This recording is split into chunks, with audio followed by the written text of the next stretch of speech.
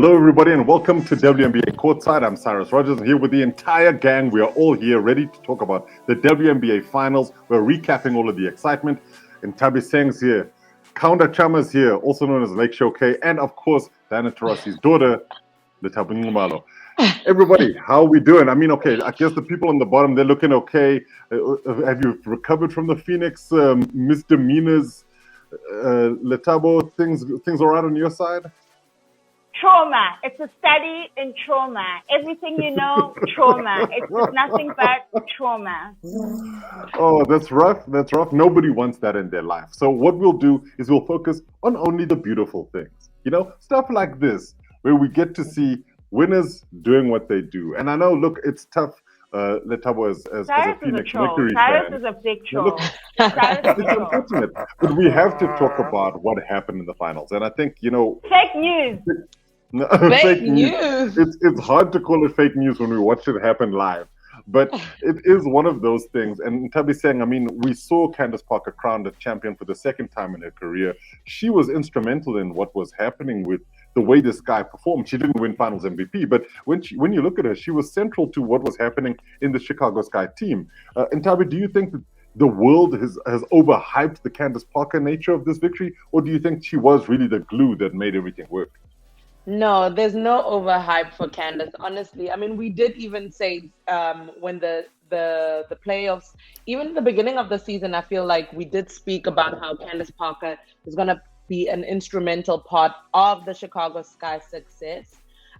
She is a champion. She's a leader. And she came back home to win that championship. We had our doubts every so often on her performance just because that's how playing the game goes. But she really was an instrumental part. She was a key factor. And I honestly think that if she wasn't there, I don't think the Chicago Sky might have done as well as she did, because she just brought a different kind of leadership style to the team that made them successful. Look, Kaunda always, in fact, he's been talking about this for days and I suppose weeks now, where he says, you know, you could see what Candace Parker was bringing to the team, especially in Game 4 when they were down on themselves. They weren't really sure if they had what it took. And Phoenix were really bossing the game. Brittany Griner was just all over them, unstoppable. And then you saw Candace Parker telling them, look, if you miss a shot, you're human. It's fine. It happens to all of us. Kaunda, do you think that that's the kind of leadership that, you know, well, obviously it seemed to be what really got them over the line, especially when who ended up being the Finals MVP, Kalia Copper, was struggling on the night. Look, I'm gonna say something, and then I'm gonna justify it as a joke. Yes, it takes a certain kind of player to go home and win a championship. D Wade went to Chicago, didn't win. LeBron went home. I remember that era. Ooh-wee. I don't want to Michael Jordan never played for the. Michael Jordan never played for the Charlotte Hornets and won, but that's another story altogether. So, no, but to be serious. Look, that you couldn't have written that story any better. I mean, here's a woman that's frustrated in her previous team, which is the LA Sparks. There's something wrong in the front office. The coach isn't really understanding what he's doing. She's frustrated. She's beginning to look like a shadow of herself. And you know, in basketball, people might start accusing you of being washed because somehow things are just not happening. Then she's like, okay, look, I've had enough of this. I'm going home to Chicago and I'm going to see what can happen in that squad. And she brought in so much energy. And she, look at that. I actually thought that was Chance the Rapper, but big shout out to Chance. She goes home, and Chance the Rapper turns into Drake, and that team just comes together. Good luck, charm. Cyrus, you couldn't have written it any better than the Zambia national team winning the Africa Cup in 2012. It's just one of those things. The Zambian encounter, tying it all together, you can see it's like a beautiful mind. But it's true. It's true. No, but you understand, right? You understand that the story, the team dies in Gabon in 2003.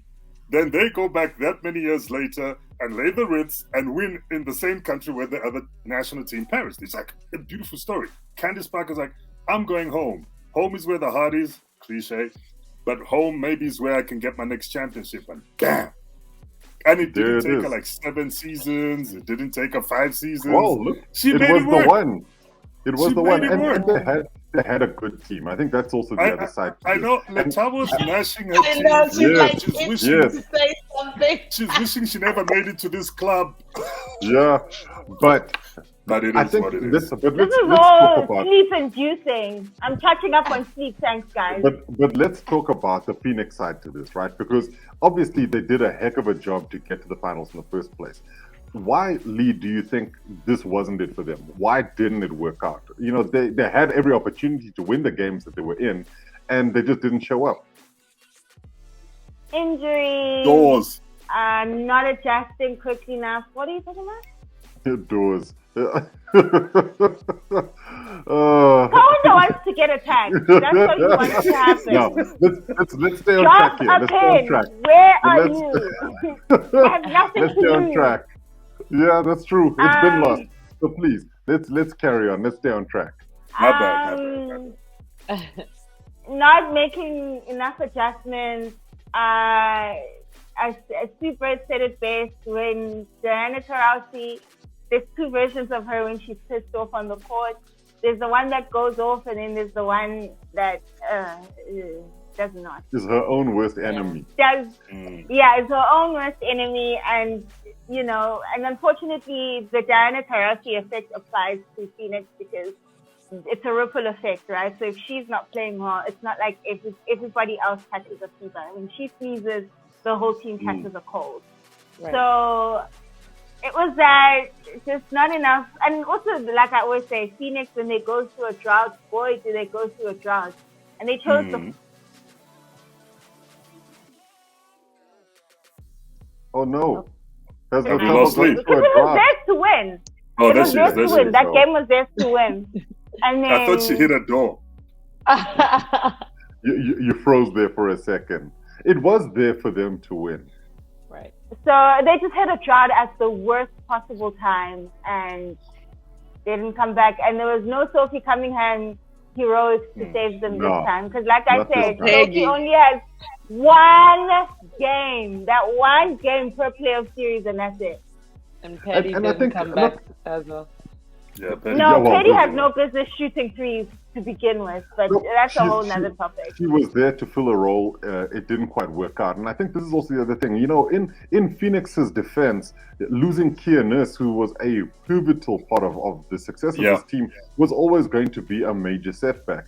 And I think that, everybody were like, okay, look, it's Kia Nurse. She's good, but she's not Taurasi. And so a lot was expected from Diana Taurasi. And the problem was she wasn't 100%.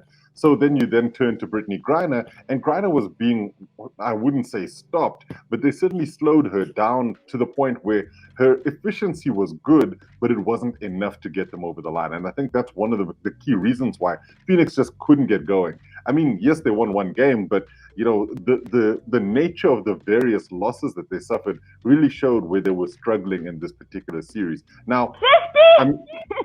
Boy, we're going to be more than 50. And Cyrus, I think it's also important to note a fact you brought up early in the final series is like when you lose a game at home, you put yourself on the back foot, especially when it's a best of 5 series as opposed to the best of 7 series like it is in the NBA. But either way, once you lose that home game, it's like, oh Lord, now what? We better make sure when we go to their home, we blow them out of their water. And you got to take one. If it doesn't happen, it puts so much pressure on you. Yeah. No, true. And I think what was great about this particular finals was also the seeding of these teams. They weren't the top seeded teams. They had to fight hard in order to get there. And the fact that they then went all the way to the finals, and I mean, you had the 5th and the 6th seed really just going at each other. And there wasn't really that much to separate them as teams. When you look at what their sort of regular season record was between each other, also in the games themselves in the finals, there was a lot to be said for just how well everybody was playing. Now, I want to bring up somebody, and this somebody is someone you really have to pay attention to. The I know this is God. Lethabo's favorite. crying But we out have to. loud. We have to. For crying out loud. Is this a torture chamber? Is this what's going on No, here? no. This is Look, a setup. This is a all I'm setup. saying is you I cannot know talk a about the setup when I finals. see one. Well, you can't talk about the finals and not talk about the finals MVP. So what I'll do is I'll start with everybody else and then I'll come to you, Lee. There's no coming to me. I have nothing to say. That's good. Look, we'll set it up. We'll set it up. Nthabiseng, do you feel that Kalia Copper was the right candidate for Finals MVP, considering some of the work that Courtney Vandersloot did throughout the playoffs and in the finals themselves? Even Ali Quigley, who is a hometown girl, a Chicago-born, raised. She did the things in the finals. That last game, she scored 26 points. But Copper went home with the trophy. Was it the right call, Ntabi? Shout out to Sloot. She's like one of the legends coming out of Washington, and I'm in Seattle, so I'm going to give a shout out to her for sure. She really played well, and all those players that you mentioned did. But Kalia Copper did come out instrumental. She made big plays to get Chicago to where they are. Now, will we see her perform the same way next season? Well, that's questionable. We don't know that. Did she perform well last season? Yeah. But she had a good postseason, and we cannot just write her off just because she's not a consistent. She hasn't been a consistent. We No, we can't write her off. No. She got Chicago. You can't write her Chicago is. She deserves MVP. She really.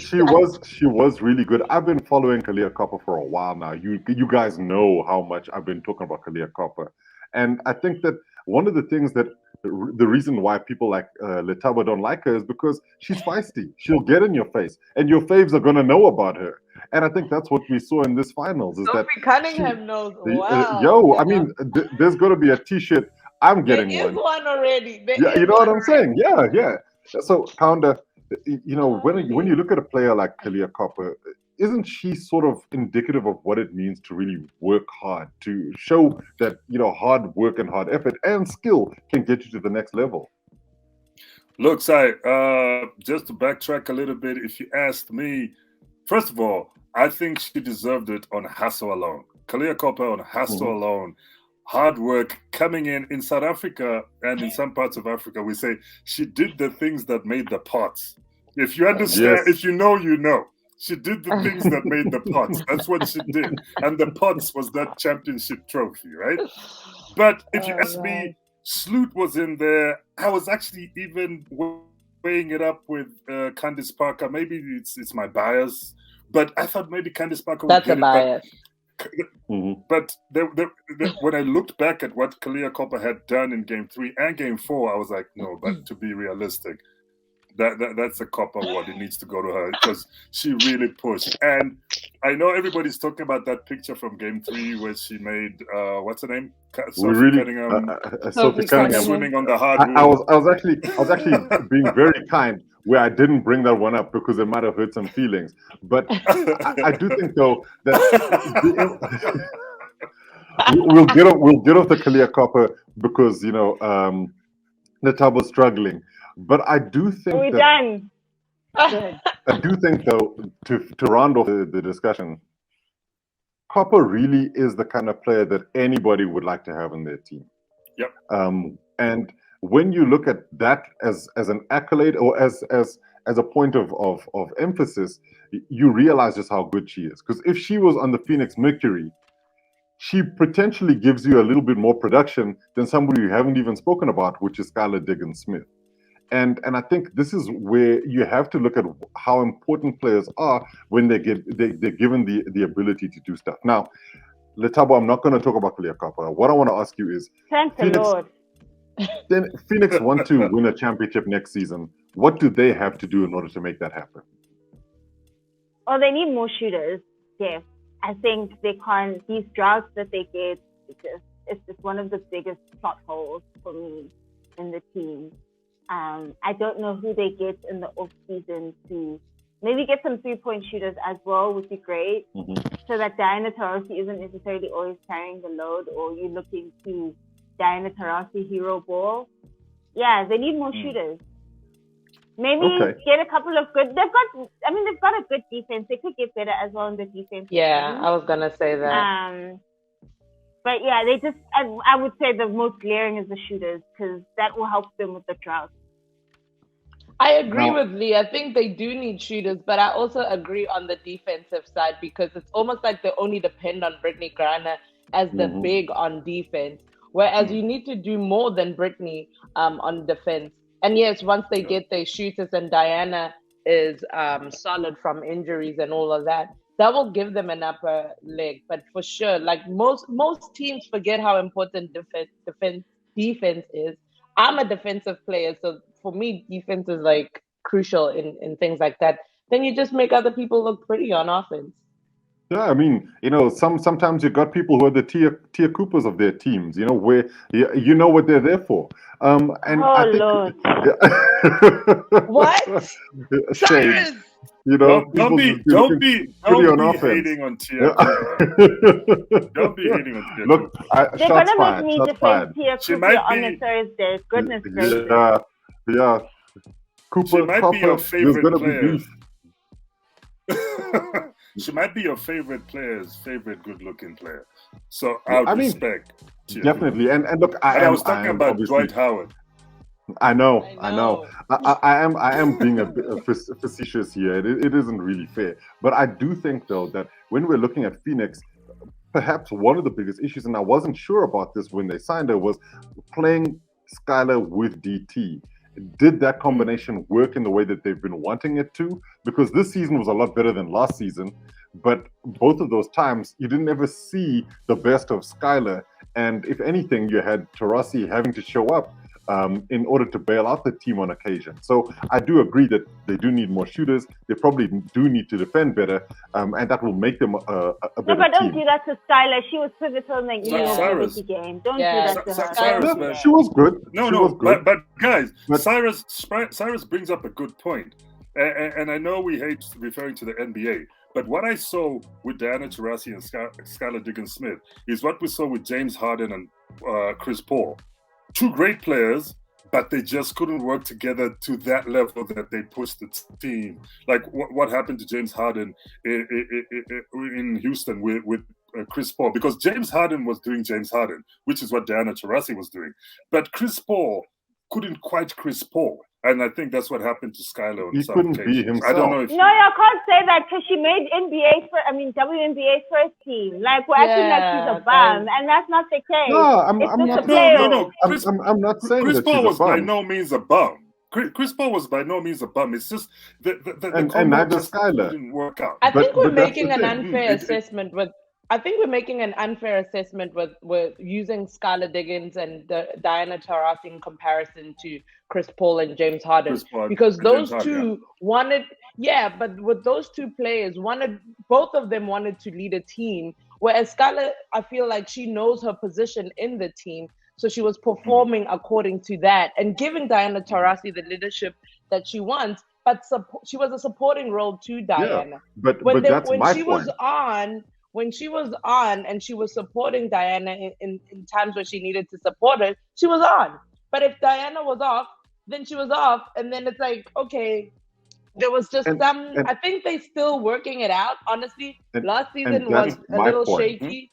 Second season, we saw a better thing. And I think that it's just going to keep going up while they're playing together, honestly. And that's my point. So let's not make an unfair assessment. I don't think that we got the best out of if they don't, Skylar. Tabi's saying, if they don't, I'm getting a poster made with those four faces, and I'm going to send it to you. It's going to have Chris Paul and James Harden at the top, Diana Taurasi and Skylar at the bottom, and I'm mailing it to you physically, not virtually. One of the things that I do want to do as we wrap up the show is to ask your guys' opinion very, very quickly. Do you think we're going to see these same teams that made it to the finals and the sort of final four in the WNBA do the same thing again next season, or do we perhaps see the likes of Seattle making a comeback to be better than they were this past season, or perhaps do you think somebody would be getting inspiration from seeing Chicago do it, and we could see, dare I say it, the Dallas Wings do something insane next season. No, what are your thoughts on don't even say do you that. think it's going to be the same guys or the same teams, the same ladies? What do you think, Lee? Well, I'll start because I know I'm definitely going to be flopping out soon. I think Chicago, we might not see Chicago there in the finals yet because that team is about to be dismembered, which I'm happy about. We don't ever have to go through that as a society ever again. I see Connecticut running it back, especially now that they have Alyssa Thomas. I definitely see them in the final. There's no reason why they shouldn't. I see the revival of the Washington Mystics coming to a screen near you. Seattle, I mean, I don't know what's happening with Sue Bird over there. Seattle has a question mark on it. We'll get back to this asterisk. We'll get back to them later. I see something from Minnesota. Again, I definitely see Minnesota being stronger than ever. And yeah, I think my top picks right now say Connecticut, Washington, Minnesota. Do I want to say Seattle? You don't want to say Vegas? I mean, or Phoenix. I'm going to say Vegas. Vegas over Seattle. There you go. I don't see it. Okay, nice picks, and Tabby the same. So you don't? I do see Washington coming back. I will always root for Vegas in there somewhere. I agree with Lee in terms of Seattle. I like Seattle, but that's also a question mark. I think Sue Bird will make one more year, but will she be the Sue Bird that we know, or will she be looking a little bit like LeBron? We don't know. But I think, and I love LeBron. He's like my favorite player, but Just Kaunda walks off. But yeah, for me, Vegas, I see Phoenix. No, not Phoenix. Sorry, Washington. I see Minnesota. I don't know about Connecticut. I'm still not convinced with them. I feel like they did so well in the regular season, and then postseason we didn't really see them much. Utah Jazz. So for them, listen. I think you think they learned their lesson? Go ahead.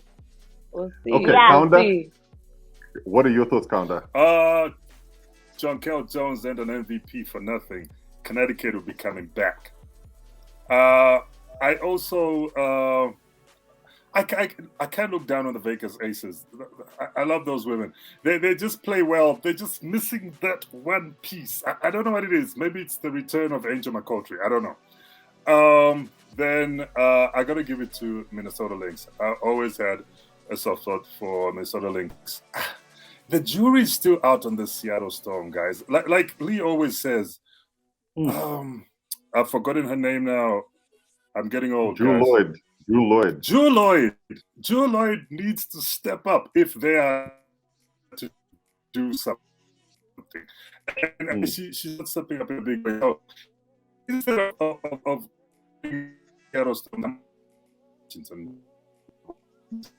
maybe this is. I think Kaunda's talking smack. Juju. That's why.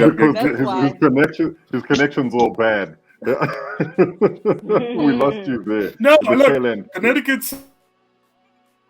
There we go again. He was about to talk smack, so it was like, nah, fam. Okay, well, look, I guess the gods are just not smiling on Kaunda. I'm going to rebut all of you guys. I think Seattle's going to be back next season. I do think that Brianna Stewart is the kind of player who can really move that team forward, but I do think that Sue Bird is so pivotal to what they do, and she just wasn't really at the races this season, that it's going to be a big question mark next term. I do think that Jewel Lloyd has to make another step forward, but they have to sort out stuff in their roster because they didn't have enough from the defensive end, and they just weren't able to really hold teams at any point. And Ezzy Magabor could get better next season too. I do like the Aces, but this season she might step up. Yeah, I have a feeling. The Aces, because a performance like that, like that might give Ezzy like the kind of, the confidence, like boost and confidence that she needs to come back next season beasting. Yeah, I agree with you, Kay, and that's why I feel I'm never a little bit. I'm never gonna discount Seattle.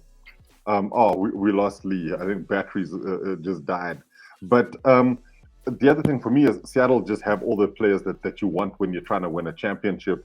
perhaps Sue Bird not being there will be the big deal. But Connecticut will be one that I watch. I don't know about the Aces. There's something about the construction of that team that just doesn't work. And dare I say it, Liz Cambage was one of the reasons they didn't really perform well in the postseason.